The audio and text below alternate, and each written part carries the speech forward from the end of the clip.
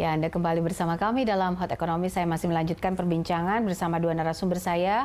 Ada Pak Raden Pardede dan juga Ibu Sri Adiningsih.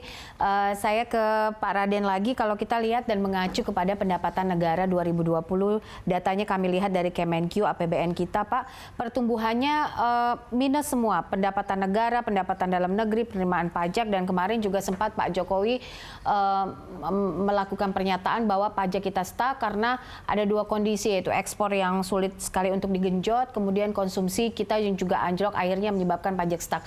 Nah, seperti apa Pak upaya ke depannya agar pendapatan negara kita bisa tumbuh positif? Ya, kalau dalam 1-2 tahun pasti memang pajak itu pasti turun, ya. Karena pajak dengan pertumbuhan ekonomi itu sangat erat sekali kaitannya, ya. Kalau kita tahu misalkan bahwa PDB atau pertumbuhan ekonomi itu dihitung dari value added atau nilai tambah.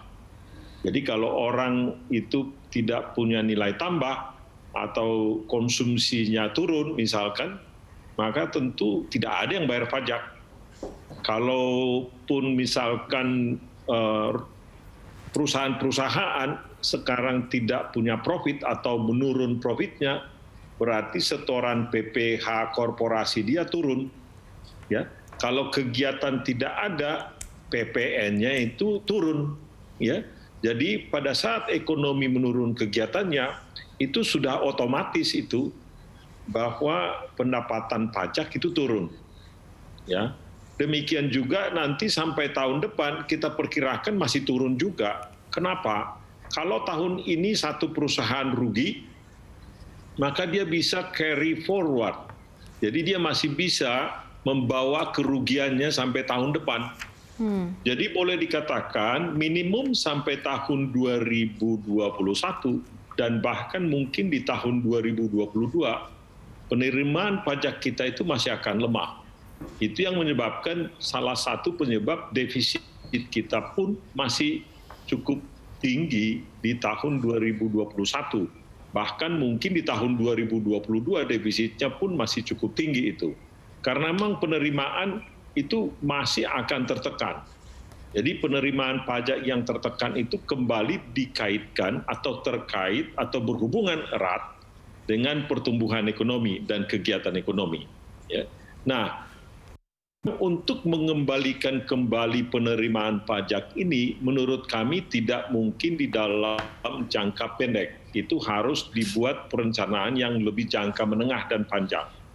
Jadi harapan kita adalah kalau ekonomi pulih, kalau rumah tangga tadi itu atau UMKM tadi itu menjadi punya kegiatan dan mereka lebih produktif di masa yang akan datang, dan kita perbaiki sistem perpajakan kita, harapan kita mereka mungkin di tahun 2022 atau 2023 mereka akan kembali membayar pajak, dan dengan harapan yang sebelumnya mereka tidak bayar pajak, dengan kita sekarang sudah bantu mereka, ada kesadaran bahwa tahun 2022-2023 pada saat mereka sudah pulih, di mana mereka dulu di tahun 2020 sudah mendapatkan bantuan pemerintah, mereka mau membayar pajak. Nah, untuk itu benahi sistem administrasinya, supaya nanti mereka menjadi pembayar pajak yang baik. Oke, baik. Bu Sri, saya ingin tanggapan Anda terkait strategi dari pemerintah untuk menambah pendapatan negara yang tadi disampaikan oleh Pak Raden Pardede. Ya, saya kira begini ya, data yang terbaru di catatan saya ya, kontraksi PPN itu sebenarnya sudah membaik ya. Bulan Juni itu minus 27%, Juli itu menjadi minus 5%, sehingga ya kita berharap kalau ya dengan ekonomi yang mulai menggeliat lagi gitu ya, itu akan mengurangi kontraksi PPN ya, karena trennya sudah membaik gitu ya. Dan tentu saja kalau kita berbicara mengenai bagaimana meningkatkan penerimaan negara, tadi Pak Raden sudah menyampaikan, tapi saya kira ada banyak yang bisa dilakukan, dan ke depan ini penerimaan negara itu adalah satu tantangan, tapi pengeluaran yang tetap akan besar sehingga defisitnya saya kira memang akan tetap tinggi sampai beberapa tahun ke depan, mungkin sampai 2 tahunan ke depan, sampai 3 tahun ke depan. Dan oleh karena itulah saya kira memang kita harus mencari bagaimana agar supaya ekonomi bergerak, ya. Ada banyak yang saya kira bisa kita lakukan, ya. Di Indonesia ini pariwisata. Pariwisata itu luar biasa sebenarnya, ya, karena kita nggak usah kita terlalu berharap turis asing, ya, karena turis Wisnu, wisatawan Nusantara itu tahun lalu itu jumlahnya dalam setahun itu bisa sampai 300 juta, ya, 300 juta, dan tentu saja kalau mereka tidak ada aktivitas pergerakan turisme, ini luar biasa dampaknya, ya, karena kalau katakanlah per orang tiap berwisata keluar 100.000 saja itu sudah 30 triliun, kalau 200.000 itu sudah 60 triliun, ya, dan tentu saja ini kemudian nanti dampaknya pada penerimaan pemerintah, meskipun mungkin juga ada pemerintah pusat, daerah, tapi ini juga lumayan dan menggerakkan ekonomi, menciptakan lapangan kerja, apalagi kita tahu tadi juga sudah didiskusikan bahwa orang kaya itu punya uang dan biasanya mereka banyak liburan ke luar negeri. Setahun itu bisa 10 juta orang, ya. Bayangkan 10 juta orang ini, kita harap sekarang insan pariwisata di Indonesia buatlah paket-paket program yang menarik, karena tentu saja Indonesia ini luas, banyak dan banyak yang indah, dan belum tentu kita semuanya pernah ke sana. Mungkin bisa dibuat paket yang aman dan juga menarik, kreatif gitu, ya, untuk menarik orang-orang yang sekarang ini punya uang tapi tidak bisa keluar negeri di domestik, ya.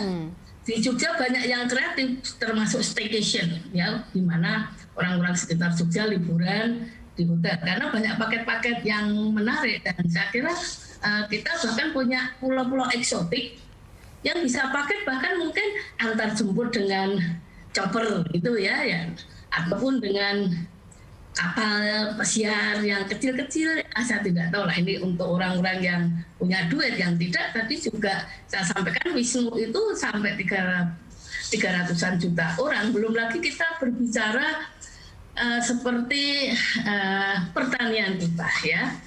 Ini kaitannya tentu saja bukan hanya penerimaan negara, tapi lebih kepada menggerakkan ekonomi, ya. Ternyata di Indonesia kita ini impor buah sayuran tuh bisa sampai di atas 20 triliun rupiah. Bahkan kalau kita sekarang ini buah-buah kita kan sebenarnya enak, cuman memang banyak kan diambil belum matang, ya, mangga ataupun nangka, kadang-kadang nanas juga belum masak dan lain-lainnya, ya. Saya kira ini juga akan bisa membuat bukan saja menggerakkan ekonomi, memberikan lapangan pekerjaan, tapi juga kalau masuk ke supermarket, karena kalau buah masuk ke supermarket kan harus bagus gitu, ya. Katakanlah apelnya, mangganya, ataupun apalah, ya, stroberinya, itu kan juga akan ikut menggerakkan ekonomi dan bukan dari produk impor. Dan ya saya kira ada banyak yang bisa kita lakukan dengan berusaha supaya termasuk tentunya mengajari, mendidik petani kita supaya jangan mengambil buah sebelum masak. Karena kalau sudah masak, itu harganya bisa lebih mahal, bahkan kadang 2 kali dari buah yang belum masak. Dan itu nanti bisa juga masuk ke supermarket yang besar, ya, karena harganya mahal, ya, dan juga tentunya dampaknya besar pada perekonomian, termasuk juga kalau itu masuk ke supermarket pada akhirnya kan secara tidak langsung nanti juga akan meningkatkan penerimaan pajak negara, dan itu jumlahnya lumayan banyak, ya. Kita bicara 20-an triliun setahun.